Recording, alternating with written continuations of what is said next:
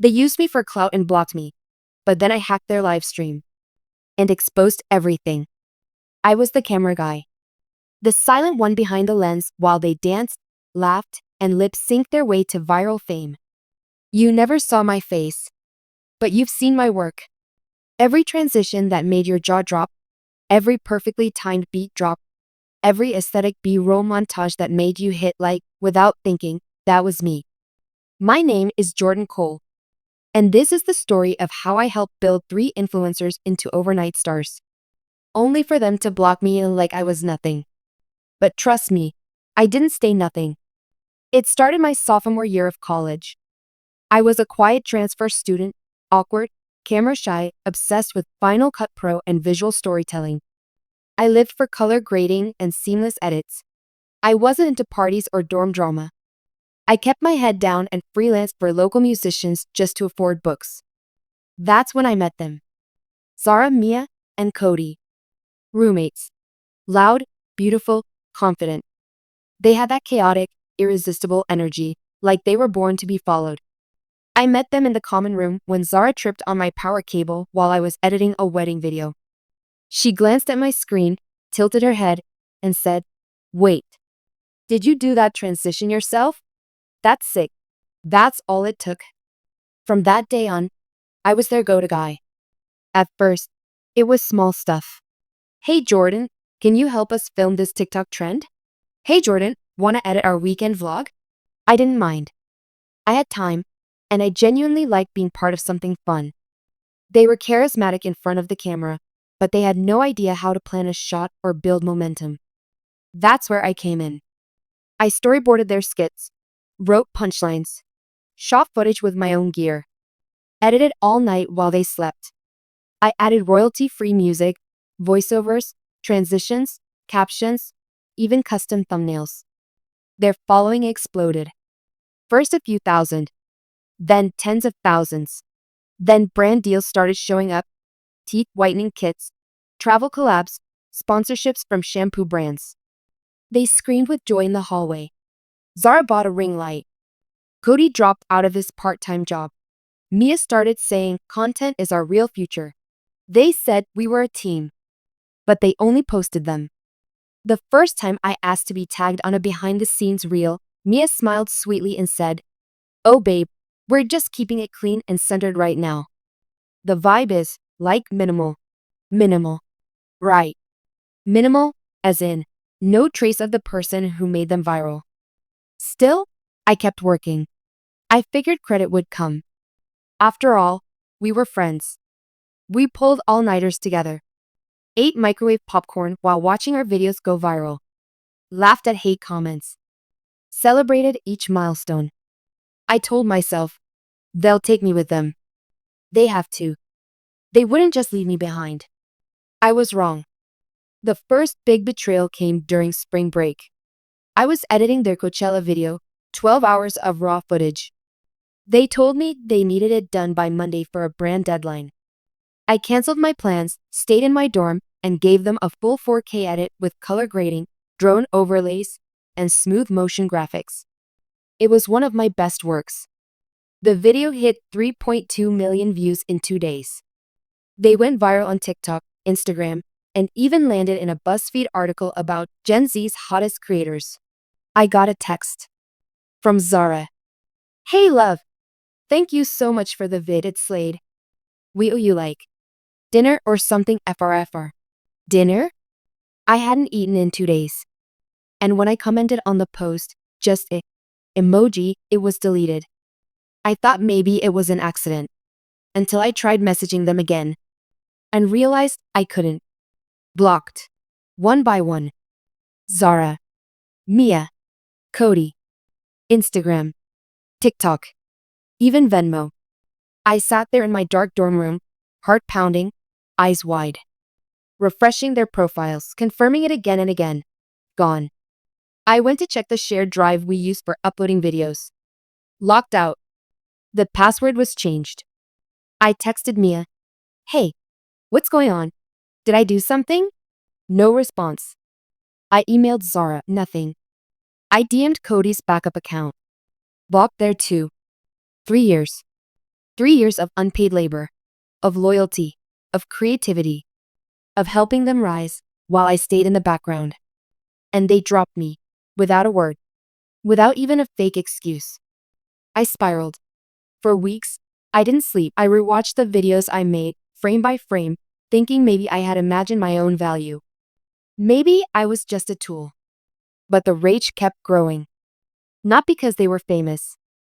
Because they were famous using me. They took everything I gave and then erased me. Replaced me with an LA editor named Skylar who only added glitch filters and made everything look like a Target ad. But it wasn't just the betrayal. It was the hypocrisy. They were going on live streams, talking about humble beginnings, and doing it all themselves. Lying to millions. Meanwhile, I was still broke. Still unknown. And worst of all, still watching. Until one night, everything changed. I was scrolling through Reddit when I saw someone post an outtake from one of their earliest viral videos. The clip was low-res, behind the scenes. But I recognized the camera angle immediately. It was my shot. Not just any shot, a deleted one. Something they'd asked me to cut because Mia tripped in the take. Which meant someone had my old drive. My drive. I remembered now, I'd left one of my external backups in Zara's apartment during a shoot months ago. She said she'd return it. She never did.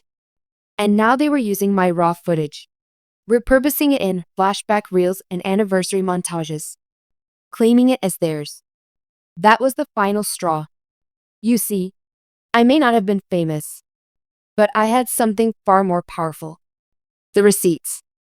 And I was going to make sure the entire world saw them. Not in a comment. Not in a post. Not in a story that could be deleted. No, I was going to do it live. On their platform. In front of their fans. At their peak. I wasn't just a ghost anymore. I was a storm. And they had no idea what was coming. See, I could have walked away after they blocked me. Cut my losses. Started over. But something deep in my gut told me. This wasn't just about being forgotten. It was about being erased. And the more I dug, the more I realized it wasn't clumsiness. It wasn't a falling out. It was a plan. I started watching their content differently. Not as a fan. Not as the editor. But as a stranger. Someone on the outside looking in. Their brand had changed. Heavily polished. Highly produced. But fake. They were reusing old jokes. Stories I remembered living with them. Now told with just enough twist to make them theirs. My memories. Rewritten. They told a story on a live stream about the time they slept in a car after their first content road trip. Said it was a moment that made them humble and hungry. But I remembered that trip. I was the one who drove. My car. I was the one who booked the Airbnb. And when it fell through, I slept in the back seat while they crashed at a motel they never even told me about. They left that part out. And then came the merch. I had once sketched a series of minimal logo concepts for them as a surprise. I wasn't even asking for money, just something to make them stand out. A typeface that matched each of their personalities. Now those exact concepts were being sold online. Slightly tweaked. Watermarked under their new LC. I know because I had saved the original PSDs. The betrayal went beyond credit. They were stealing from me. And profiting from it. But the final nail wasn't a video. It was a podcast. I found it accidentally, their first big sponsored episode on a podcast called Creators Fuel. They were the headliners. The golden children of Gen Z content. And they were being asked how they started. I braced myself. And then Cody laughed and said, honestly, we never had a team. It was just the three of us and a phone. That's it. We built this from scratch. Just pure hustle and vibes. Zara chimed in. I mean, we tried working with some people. But you know how it is, when folks want credit for doing the bare minimum? We had to cut that out quick. And Mia added. Yeah, people love to cling. We've had to block some friends who thought they owned a piece of us. Crazy, right? I sat there, headphones on, frozen. That wasn't a vague story. That was about me. They weren't just denying my contributions. They were rewriting me into some obsessed hanger on a problem, a parasite. I wanted to scream. Instead, I did what I always do. I opened my hard drive. Years of raw footage, planning docs, texts, emails, drafts, voice memos, script outlines, BTS shots. Even one Dropbox notification with Zara saying, "Jordan, please edit this by tonight. You're the only reason we look good, lol." I had everything. But proof wasn't enough. Screenshots get ignored. Comments get deleted. No one believes the bitter ex-friend story. Especially when you're going up against influencers with perfect smiles and PR teams. I needed to hit them where it hurt, on their own turf. That's when I found the exploit. You see, when I was still part of their crew, I helped Cody set up their multicam live streaming system. He didn't understand OBS or stream keys or sync latency. I walked him through all of it. Even helped him link their Twitch and YouTube to the same dashboard using a third-party relay.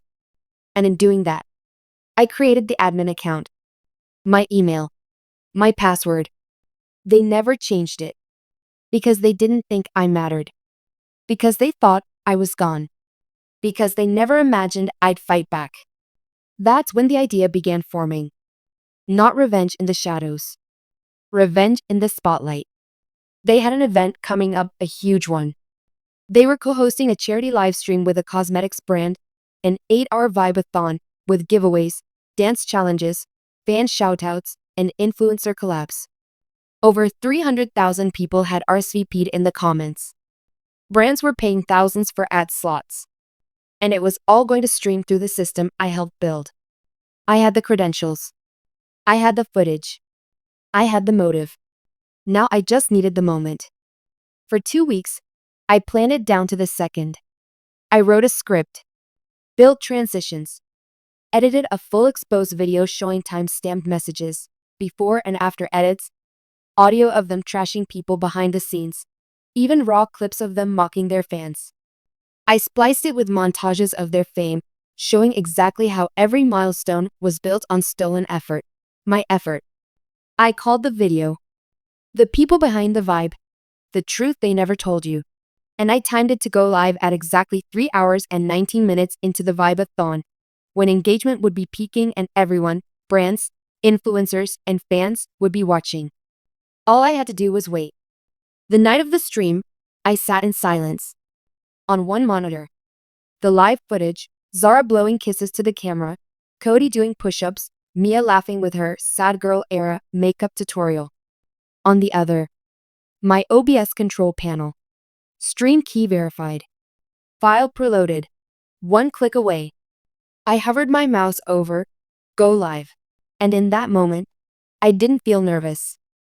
I felt calm. Because they had used me, blocked me, rewritten me. But now I had the microphone. And the whole world was about to listen. They had no idea.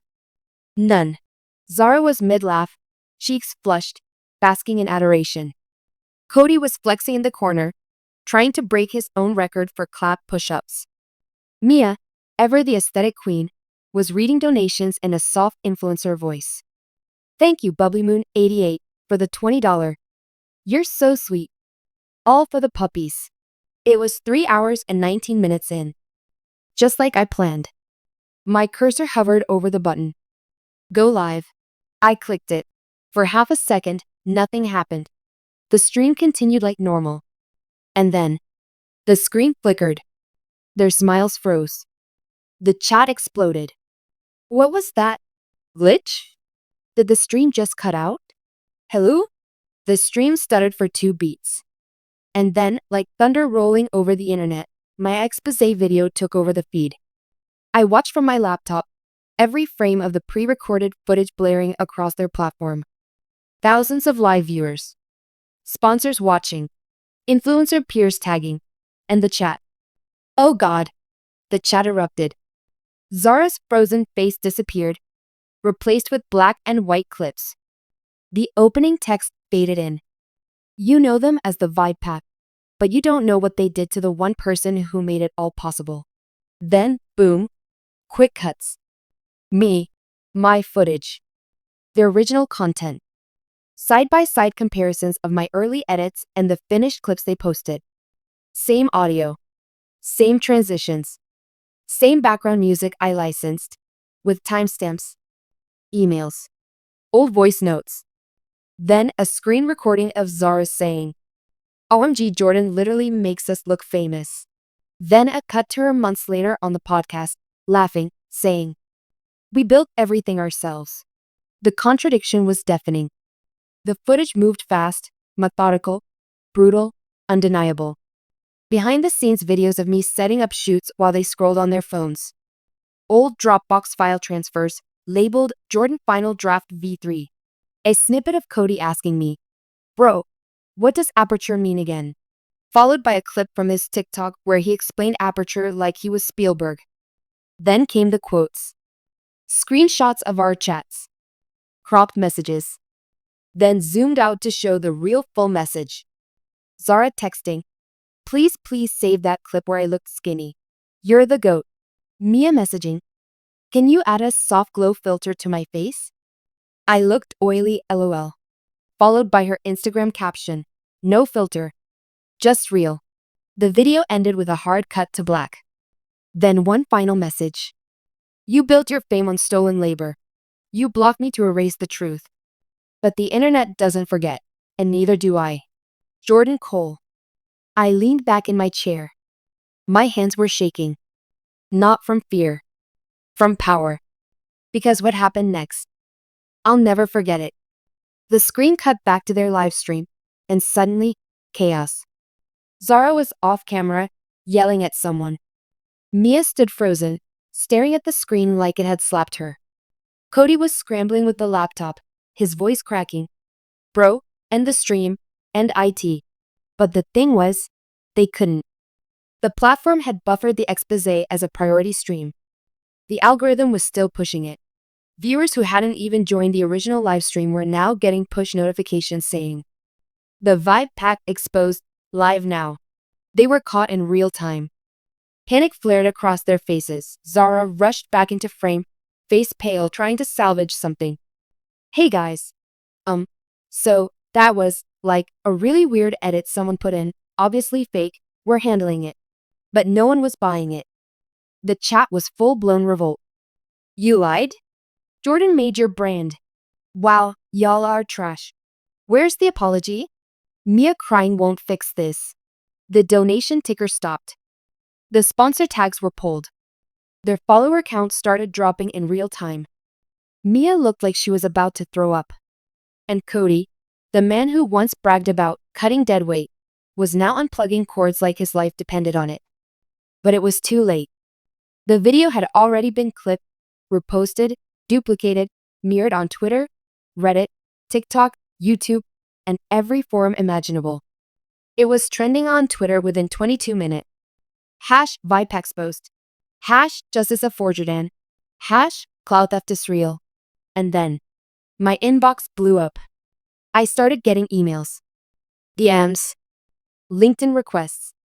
Other creators, real ones, reaching out to say, "I've been there too. Thank you for speaking up. Can I hire you?" Someone sent me a screenshot of a creator subreddit post titled, "Jordan Cole deserves his own platform." I stared at it, jaw slack. In one night, I went from invisible to seen. Meanwhile, they were drowning. The day after the hack, Zara posted an apology video. Well, if you could call it that. She sat on a couch, mascara running, no makeup, messy bun, classic damage control. "Hey everyone.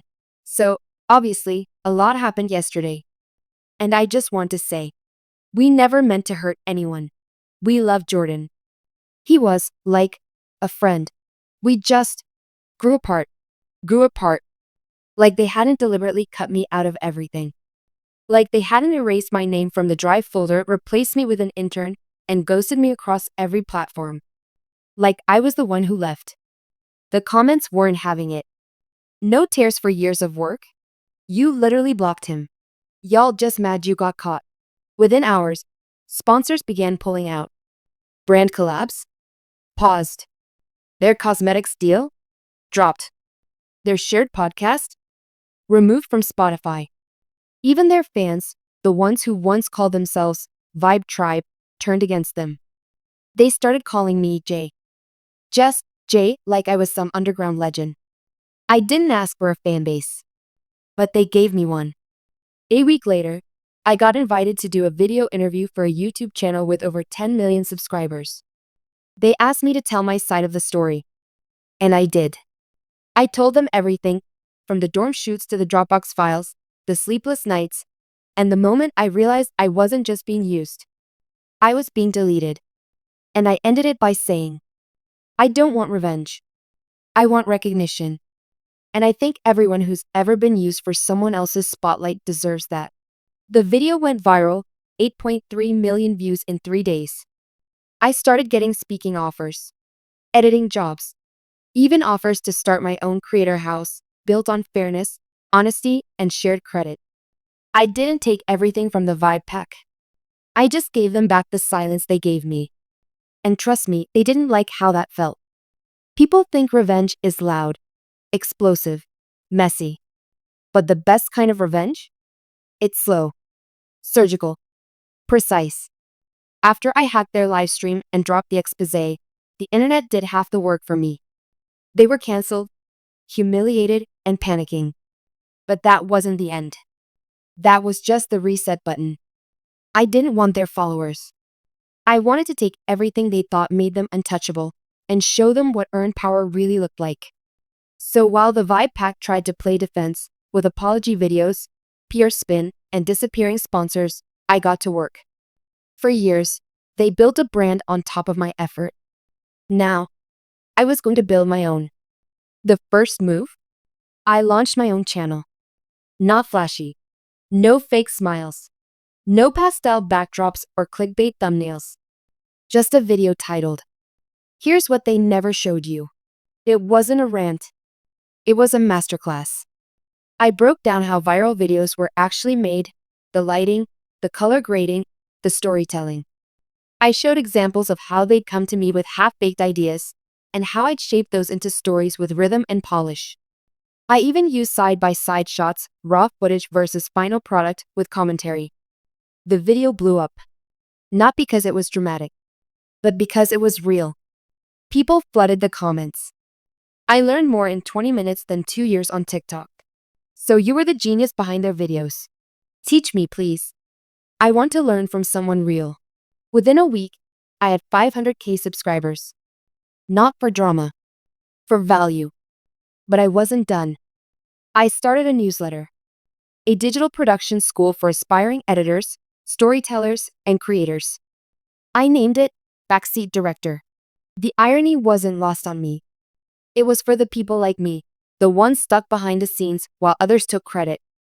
I taught storytelling fundamentals, camera tricks, lighting on a budget, editing workflows. Even a weekly segment called Clout Check, where I analyzed viral videos and pointed out what actually made them work. Thousands signed up. Brands that once flocked to the Vibe Pack started reaching out to me. They wanted authentic creators. Suddenly, I was being offered 5-figure deals to consult, shoot campaigns, even judge digital content festivals. I took one deal, not for the money, but for the opportunity. A streaming platform was launching a mini docuseries. Unseen, the creators behind the curtain. They asked me to be the premiere episode. I said yes. And I had just one condition. Don't censor the part where I talk about what they did to me. They agreed. The episode dropped. And within 48 hours, #UnseenCreators was trending globally. People came forward with their own stories, ghostwriters behind influencer captions, unpaid interns who edited hours of footage, photographers who never got a tag. The silence I'd lived in? It was full of voices now. But my revenge wasn't just about building myself. It was about making sure they fell. They thought getting exposed once was enough pain. They were wrong. Because while they tried to claw their way back into favor with fake apologies and aesthetic rebrands, I was 10 steps ahead. You see, after I exposed them, I didn't just walk away from the footage. I cataloged it. I created a full archive, every lie, every unethical brand deal, every behind-the-scenes moment where they mocked sponsors, misled fans, or used inappropriate language. I wasn't the only one they hurt. One clip, Cody drunkenly ranting about a mental health campaign they faked tears for. Another, Mia laughing after a charity shoot, saying, "We pocketed half that anyway, whatever." And one brutal one, Zara deleting DMs from fans asking for help, then saying on camera, "OMG, I love connecting with my community." I replied everyone. I compiled it into a private dossier and quietly sent it to the brands they were still under contract with, the charity they misrepresented, a journalist I trusted from a reputable tech news outlet. I didn't post it. I didn't brag. I just planted the seeds. And then I waited. Within weeks, everything crumbled. First came the article. Front page story. The fraud behind the feeds, how 3 influencers lied their way into millions. The receipts? Ironclad. Then came the terminations. The cosmetics deal they begged to keep? Gone. The management company? Dropped them. The charity filed a lawsuit for misrepresentation and breach of ethics. And finally, the platforms themselves took action. YouTube demonetized their channel. TikTok suspended their ad access. Instagram slapped a warning under their bios. This account is under investigation for unethical promotional practices. They tried going private. Then they tried going dark. But it was too late. Because the internet doesn't forget. And karma doesn't ask for permission. But here's where it gets poetic. 6 months later, I got invited to speak at a media conference in LA. A keynote speaker. All expenses paid. I accepted. I arrived early. And as I walked into the lobby of the hotel, I saw her. Zora. No glam, no ring light, no team. She was walking out of a side room wearing a branded polo shirt. Working the event. Not as a guest. As staff. She froze when she saw me. Her eyes scanned my badge. Jordan Cole, keynote speaker. I gave her a small, polite nod. And walked right past her. No words.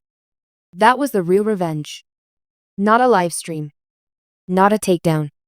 But success so undeniable. They had to watch me rise from below while they disappeared into the background. For months after the downfall of the Vibe Pack, I was on a steady climb. My new channel passed 1 million subscribers. I signed with a platform that promised creative control. I taught workshops, mentored underdogs, even helped a young high school girl land her first brand deal, all because she'd been inspired by my exposé. It felt like justice had been served. But closure? Closure is tricky. Because no matter how many apologies they posted, and yes, there were many, I never got a real one. Not from Cody, who ghosted the industry entirely. Not from Mia, who rebranded under a fake name and started reviewing candles on Etsy. And not from Zara, who'd become a ghost herself, scraping gigs behind the scenes. I figured that was it. I'd won. But then, 6 months later, I got the email. No subject. No signature. Just, "You think you exposed the truth, but you only saw half of it." Attached was a short clip, 27 seconds long. It was raw. Grainy. But I knew exactly when it was from. It was the night I stayed up editing their Coachella footage. The one that launched them into the mainstream. The night I didn't sleep, didn't eat, didn't exist in their post about it. The clip showed a conversation I had never seen. Zara. And a voice off camera. Someone whispering. "He doesn't know. Don't tell him. If we keep the brand between us 3, we'll make way more." Zara nodded. Then she said, "He's not one of us. He's just the engine." The engine. That's what I'd been to them. Not a person. Not a friend. A tool. I recognized the voice whispering. It wasn't Cody. It wasn't Mia. It was Skylar. The editor they brought in later. The one they claimed had nothing to do with me being replaced. The one who had replaced me before I was even cut off. I thought I had exposed everything. But this changed everything. I dove into research mode again. This time, not to expose them, but to expose him. Skylar wasn't just a new editor from LA. He was Zara's cousin, a minor YouTuber turned digital strategist, and the mastermind behind their monetization plan. He had pitched the idea to her months earlier: a rebrand, a full content pivot, cleaner visuals, shorter formats, ad heavy. But there was one problem. Me. I didn't fit the image. I wasn't on brand. I didn't have a following.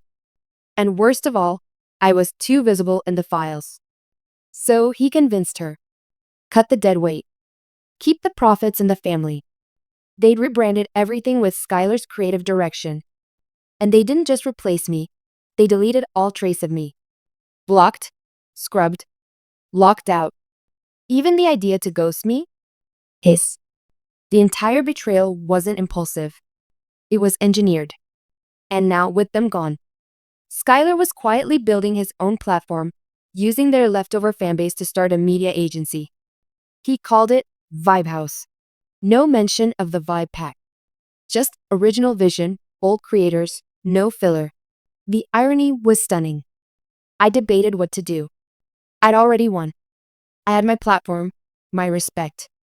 Did I really need to reopen old wounds? But then I remembered the faces of the dozens of creators who had messaged me after my expose, young editors, interns, even fans who had once believed in the Vibe Pack. They deserved the truth too. So I planned one final video. Not angry, not dramatic, just precise. The real architect, the hidden name behind the Clout machine. I laid it all out.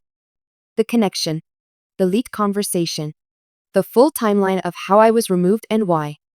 How Skylar used family ties, manipulation, and branding jargon to cut a human being out of something he built. I didn't rant. I didn't insult. I ended the video with this. They called me the engine. But engines power more than just people's fame. They drive truth forward. And I'm not stopping. This time, the internet didn't just erupt. It erupted in my defense. People flooded Skylar's accounts with links. Explain this. Receipts don't lie. Did you really say he was just an engine? Within 24 hours, Vibe House's Instagram disappeared. Their website crashed. Sponsors began issuing statements. We were unaware of the full context of this brand's origins. Effective immediately. And then something wild happened. Zara reached out. Not with a PR statement. Not with a lawyer. A voice memo. Jordan, I don't even know where to start. You were right. About all of it. I let Skylar convince me to push you out. I told myself it was just business. But the truth is, you were the heart. And we took a scalpel to it. She went quiet. Then, you don't have to forgive me. But I hope, someday, you'll at least believe I regret it. I saved the message. Did I believe her? Maybe. But it didn't matter. Because now, I wasn't the engine. I was the driver. 1 year later, I stood on stage at the Digital Creators Awards, the biggest event in the industry. I wasn't in the audience. I was the keynote. Best New Media Voice of the Year. That was the title they gave me. But I wasn't new. I'd been here the whole time. The only difference now? People saw me. And behind me, the big screen faded into a simple sentence. Created by Jordan Cole. All credits. Always. I didn't need to hack anything anymore. I'd already rewritten the story in my name.